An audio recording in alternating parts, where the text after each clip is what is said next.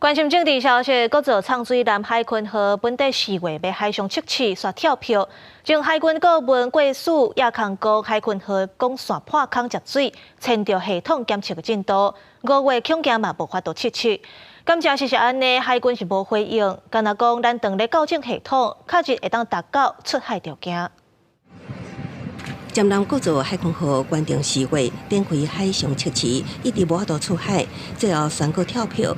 目前停伫北港测试阶段，只是进度为安怎延迟，海军无说明原因，只表示当执行主要系统连测甲调校，已确定达到出海条件。海军前顾问贵署也了，海群号光线几啊摆破裂，造成船舱积水，历时外国测试团队停工。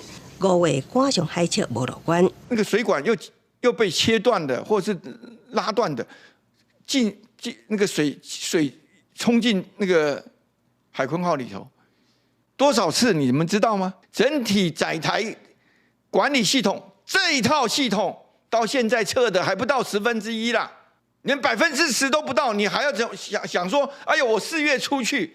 请问你怎么出去？海军无评论贵署的内容，也毋过台船面临9月30进前完成海上测试，11月交南，压力愈来愈大。立委指出，现阶段目标是确保海群号达成出海条件。学者表示，台湾第一摆做舰舰，本来就会拄到真侪挑战。除了确保系统测试安全，海军也爱主动说明海群号面临的困境，减轻民众的疑虑。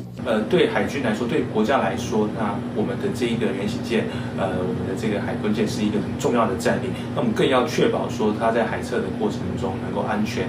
前舰的管路，它毕竟是要在这水下嘛，所以它可能要受压。那可能它在这个目前的进行的这个暗测的部分哦，那要模拟这个水下的那个的受压的情况，那可能因为这样子会有一些那个破裂进水的状况。另外，中共继续对台施压，4月30搁一摆对台展开联合战备警巡。国防部初一发布34架次强机出海活动，其中27架次飞过海峡中线进入北部、东部、西南空域，形成围台态势。